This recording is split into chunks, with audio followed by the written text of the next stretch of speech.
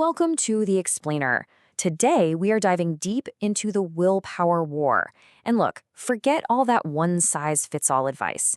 We are assembling a battle plan from count 'em five, different experts to give you the ultimate toolkit for finally winning those inner battles. Okay, so first things first, let's understand the core conflict, right? It's basically a civil war happening inside your head every single day. On one side, you've got the thinking you. This is the part of you that sets big goals, makes ambitious plans, and has a vision for the future. But on the other side, that's the automatic you, and it's all about habits, urges, and what feels good right this second. This is the battle we're here to figure out. To win any war, you gotta know the terrain. So we're gonna start with the battlefield itself, the hardware, your brain. Let's bring in our neuroscience experts to see what is physically happening inside our skulls during this constant tug of war. So our neuroscientist looks at this and says, hey, this isn't a character flaw, it's just biology. It's a literal tug of war in your brain. You've got your limbic system, that's your ancient urge brain. It's super fast, it's fueled by dopamine, and it just wants to feel good now. Pulling against it is your prefrontal cortex, the PFC. Think of it as the slow, logical CEO of your brain. The problem? Your PFC is a total energy hog, so when they're tired, stressed, or hungry, well, you can guess which side usually wins. But here is the good news. You are not powerless here. You can literally strengthen your brain's CEO. First, you gotta reset your dopamine. Take a break from all the cheap, easy rewards, the endless scrolling. This actually retrains your brain to find hard work rewarding again. Second, build a better PFC. And the analogy here is perfect. Think of meditation as push-ups for your focus muscle. And finally, you have to feed your CEO. Seriously, good sleep, solid nutrition, and staying hydrated, that's not optional. It's high-performance fuel for your willpower. Now, it's not just about raw brain power, it's also about skill. Our neuropsychologist comes in and talks about executive functions. These are the specific skills your PFC uses to, run your life. You got inhibitory control, that's your brain's stop button. There's working memory, which is what helps you hold your goal in your mind when you're tempted, and cognitive flexibility, which is your ability to switch from that urge back to what you're supposed to be doing. And the best part is, these are skills you can train. This expert gives us some awesome practical drills. My favorite is delay, don't deny. When an urge hits, don't fight it. Just tell yourself, sure, I can do that, but in 10 minutes. That simple act forces your PFC to get in the game and totally breaks the impulse loop. You can also externalize your brain. Use checklists and alarms so you're not wasting mental energy. And you can actually train that stop muscle with anything that makes you pause and choose, like learning an instrument. Okay, so we've covered the hardware, but what about the software? Let's bring in our next set of experts to look at how our thoughts and our feelings, that inner dialogue, are shaping this whole battle. So our psychologist offers a pretty radical idea. You know that nagging voice in your head, the one that's always making excuses? Well, get this, it's not your enemy. It's actually a misguided protector.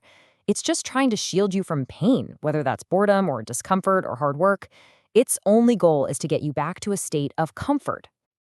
And this idea leads to the absolute core of the psychological approach. The biggest mistake we all make is getting angry at ourselves when we mess up. That guilt, that stress, it just drains your PFC of energy, which makes you even more likely to seek comfort and slip up again. So self-compassion, it turns out, isn't some soft excuse. It's a powerful strategy. It's literally fuel for your willpower. So, how do we actually do this? Well, first, when you do slip up, and you will, respond with kindness, not criticism. Second, get curious instead of getting angry. When an urge hits, just observe it like a scientist. Ah, hello, urge to check my phone. This little step creates a powerful space between you and the impulse. And finally, find your real why. Your brain doesn't fight for logic. It fights for deep emotional rewards. So connect your goals to a powerful feeling. Next, our cognitive behavioral therapy, or CBT specialist, comes in and basically reveals the trap we all fall into. It's a predictable, repeating loop. It starts with a trigger, like feeling bored. That leads to a thought, an excuse. Just one video won't hurt. That thought creates a feeling, maybe anxiety or restlessness, which drives a behavior. You open the app. And the result? You get a tiny hit of temporary relief, followed by that all-too-familiar wave of long-term guilt. Sound familiar? But here's the amazing news. You can break that loop at multiple points. You can jump in at the thought stage, catch that excuse, and actively challenge it. Or you can intervene at the behavior stage with something called behavioral activation. That's a fancy way of saying act the opposite of how you feel. If you want to stay in bed, just put your feet on the floor. And you can even intervene at the trigger stage with stimulus control, basically designing your environment to make good habits easy and bad ones really, really hard. All right, on to our final expert, who kind of reframes this entire challenge. They argue this whole thing isn't about you having flawed willpower or not enough discipline. The problem isn't you, it's your system. And the habit coach's #1 rule is just brilliantly simple. Whatever your new habit is, it should take less than 10 seconds to do. Yeah, 10 seconds. Why? Because you're making it so ridiculously small, so easy, that your brain can't possibly come up with an excuse to say no. And here's the key idea behind that. In the beginning, the goal isn't some huge result. The goal is to build the identity of someone who just shows up. Winning that little consistency battle every single day, even on a tiny scale, is way more valuable than one big heroic effort that just leads to burnout. So here's the blueprint for that system. First, as we said, make it stupid small. Your goal isn't to journal 3 pages. It's to write 1 single word. Second, use habit stacking. Link that tiny new habit to something you already do without thinking, like brushing your teeth. So it becomes, after I brush my teeth, I will write 1 word. And third, and this part is critical, you have to instantly reward the effort. Just a little mental fist pump up, yes. This gives your brain the dopamine hit it's looking for, but for doing the good thing, which rewires the whole loop in your favor. Okay, wow. So we've heard from the neuroscientist, the neuropsychologist, the psychologist, the CBT specialist, and the habit coach. So the big question is, how in the world do we put all this amazing advice together into one single strategy that actually works? Well, the answer isn't to pick just one. The real path to victory is to build your own personalized toolkit. You can combine all of these strategies.